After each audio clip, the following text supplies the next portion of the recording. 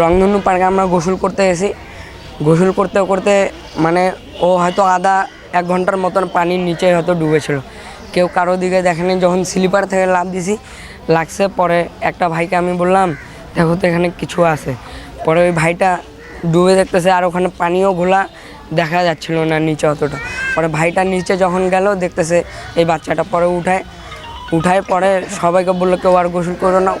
করার পরে বাচ্চাটার পেটে চাপ দিল, আমরা ফুমু দিলাম, দিয়ে সাথে সাথে এখানে নিয়ে আসা হয়েছে। হাজারহাট থেকে সৈয়দপুর আলছি রংধনু পার্ক ঘুরতে। ওখানে আসি আমি 6 জনকে নামিয়ে দিছি, দেওয়ার পর বলছি যে আমি সেয়াতে আসি, তোরা ঘোরাফেরা হইলে আমার কাছে আসি। এখন একজন আসিয়ে গেছে এই যে জনাল আব্বার বেটা পানি খেয়েছি, মারা খবর দেয় না, কাছে পানি খেয়েছি। পানি খাওয়ার পর কাছে করে নিয়ে গেছে, কাছে মেডিকেল নিয়ে আসছে।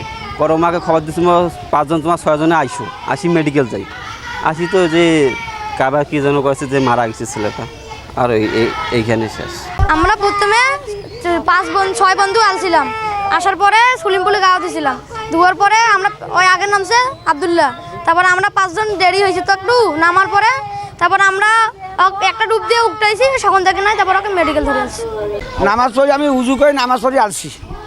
ওই সময় একজন যা কথা কাছে ইয়াও তোমার বেটার গাড়ি অ্যাক্সিডেন্ট করছে, শুনিয়ে তুমি বেটাকে কত মরছে কুলানো আসিয়ে তারপর আসি এটাই শুনতে কথা এই ঘটনা। হ্যাঁ আসি শুনতে মারা গেছে, ওই পানি তৈরি বলে মারা গেছে।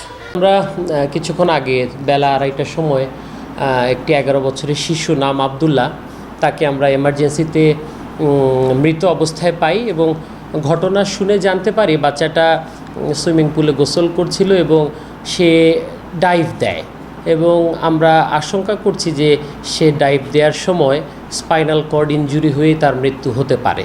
এরকমই আমরা আশঙ্কা করছি, হয়তোবা ঘটনা সেটাই।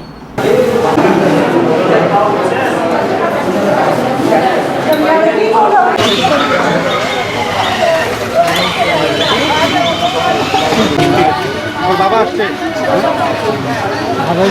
বাবা আসে নাই।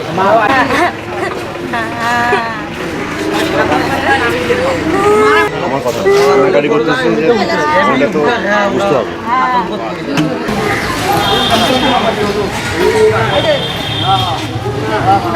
না